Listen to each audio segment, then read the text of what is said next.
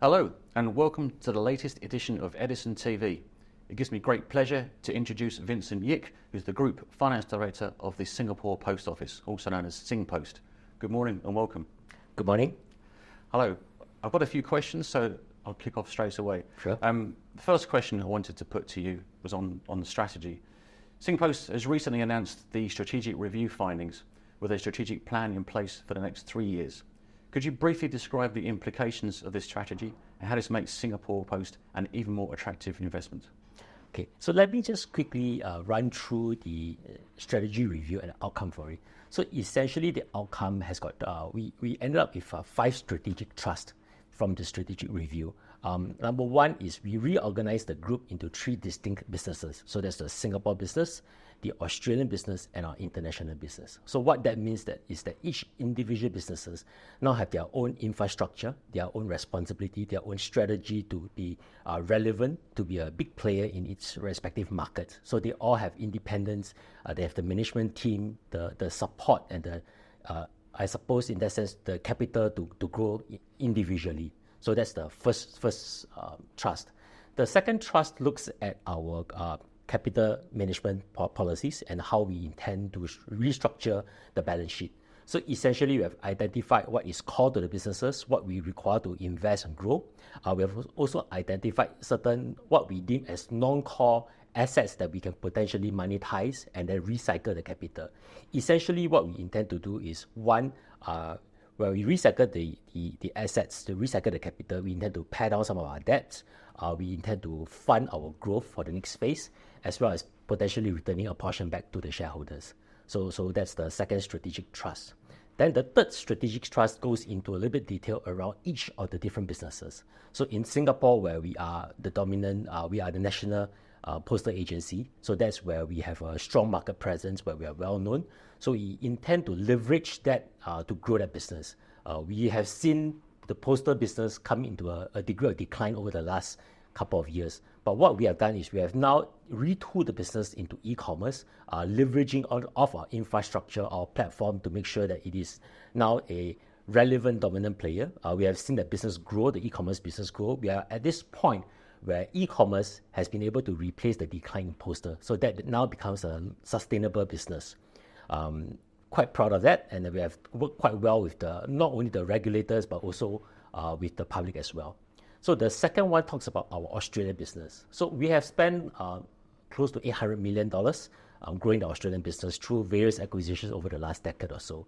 So what we have put together is a fairly comprehensive Australian business that covers both the 3PL as well as the 4PL space. So if I go into a little bit more detail, the 4PL business is really in that sense, the important part of the business. This is an asset-light business that links up our customers with vendors. So essentially, that part of the business, the one that has got great potential, that's the part of the business where we think we have able to grow very well with good investment in technology. What sets us apart is our technology platform that allows us to link our customers with all of their logistic needs. So that's the 3PL, 4PL business. That I think is a path to growth and allow us to really be very relevant in the marketplace. So that's our Australian business. Then I talk a little bit about the fifth trust, which is our international business. So if you are familiar with Singapore, Singapore sits in really the center of the transport hub between the east and the west flows. So essentially, we have a great airport, we have a great port as well. So we are leveraging off this natural geographic advantage that we have to move e-commerce goods for our customers to their customers. So we essentially sit in the middle, moving trade flows from east to west, essentially. And leveraging off that infrastructure that we have, I like to tell people that we are the only company in Singapore that can go to any address in the world. So long you have an address, we can deliver that.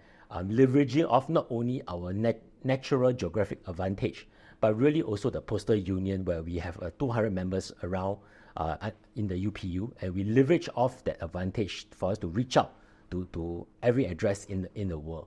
So with that, essentially summarizes the 5 strategic trusts for the group, and we believe that with this now very clear allow us to grow the business very, very strongly over the next 3 years. Good. Thank you very much. Very interesting. Can we talk about that, the logistics businesses, secondly?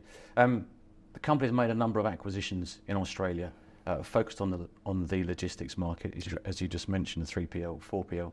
Does Singpost now have the sufficient scale in that market to be a significant or a number one operator? Or what are the plans? How are you going to outline the plans for their business over the next 3 to 5 years? Okay. Australia is a very interesting logistic market. We believe it is worth about $120 billion a year. It is a relatively big market, certainly much bigger than just Singapore alone. So in that sense, the market is also fairly unique. There are a few interesting traits of the Australian business. Firstly, I think it is a in that sense, well-regulated market, fairly transparent. So you can see the regulations and you know where the markets are and you know how to operate within that. It is ruled very well by rule of law, also Commonwealth law, just like in the UK, just like in Singapore. So something that we are very familiar, very confident in. So that's a good part. The second part about the Australian business is the logistic market is pervasive.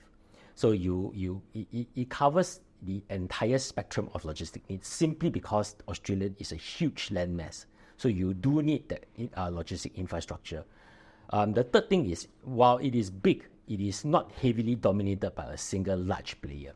So you do have a few big players, but the biggest obviously has less than 10% market share. So we believe it's a market that allows incumbents, it allows new entrants, it allows market players sufficient scope and breadth to grow. Lastly, I think it is also a very rational market. It is a market that is prepared to pay for services. It is prepared to pay for reliability, for service quality. And that's a market that we think we can operate fairly well in.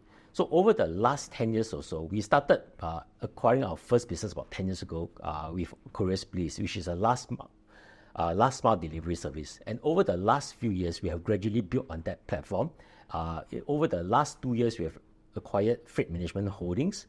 And over the last 2 months or so, we have acquired Borders Express. So each of these fits a certain piece of the puzzle for us.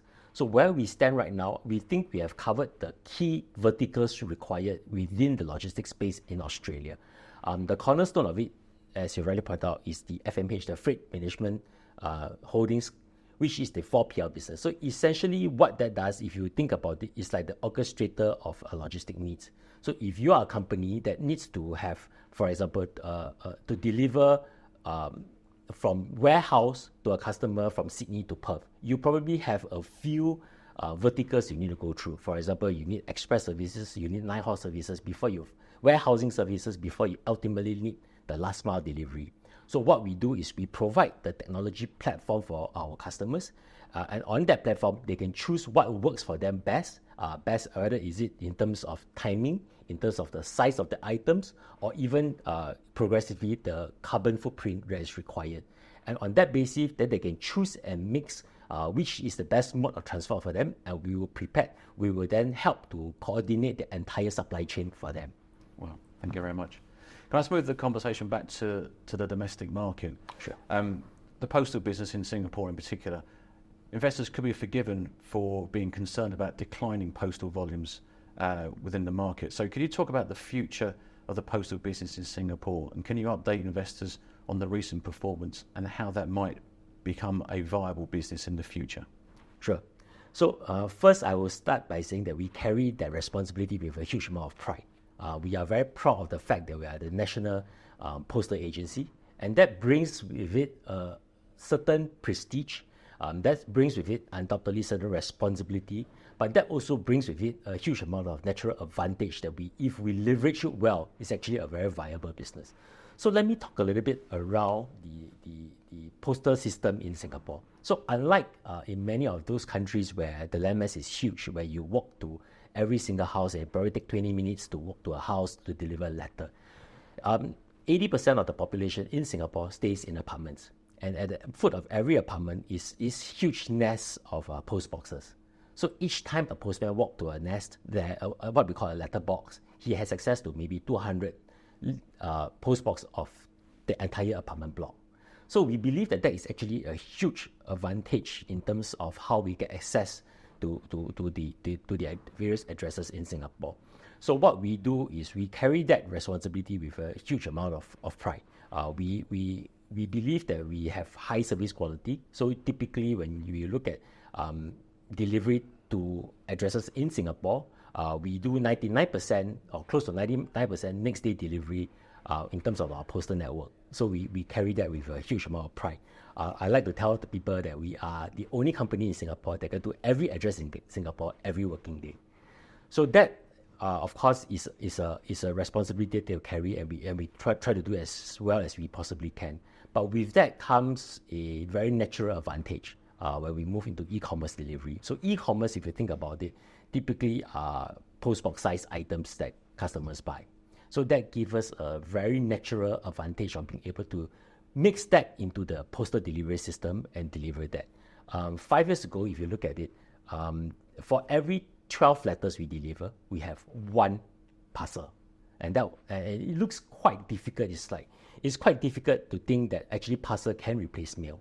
But right now where we stand, for every 5 letters that we deliver one parcel. So parcel has grown significantly compared to postal. And in terms of revenue, every parcel we deliver, of course, costs a little bit more than every letter we deliver. And at this point now, we are seeing it's almost a one-to-one replacement. So at the same rate that postal decline, the parcel e-commerce growth market has increased at the same rate. So for every dollar decline in postal, we have been able to replace with e-commerce.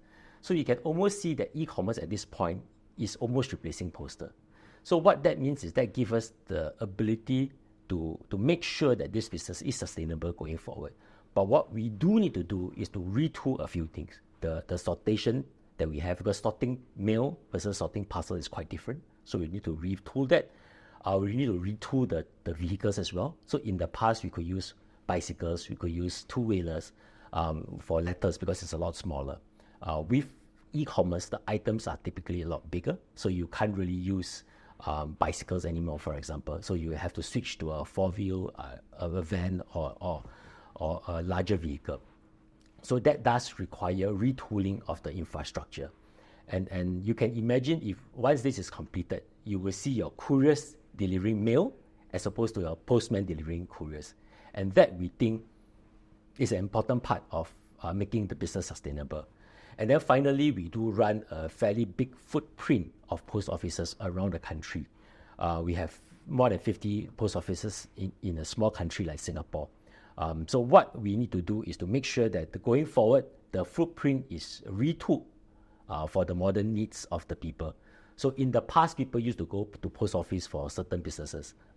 Now, we find that less relevant, so people don't really go to the post office specifically just for postal businesses. But what we intend to do is to bring the post office closer to the people. So make it part of their lifestyle. So we have perhaps less standalone post offices, but a lot more touch point for people to then operate their postal needs. So for example, it could be at train stations, it could be at bus terminals, it could be along the way when people work, it could be at convenience stores. So we try to make the post office network a lot more pervasive, but with a lot less standalone individual post offices. That will help to not only to make it more pervasive, bring it closer to the people, but help it to make it a lot more efficient from a cost perspective as well. So with all these things taken into together, we believe that the postal network in Singapore can be made not only very sustainable, but can be made very premium as well. Vincent, thank you very much for your time this morning. Thank you, my pleasure. Good to see everyone. That was Vincent Yik of the Singapore Post Office talking to us at Edison TV. That's it for now. Thank you for watching.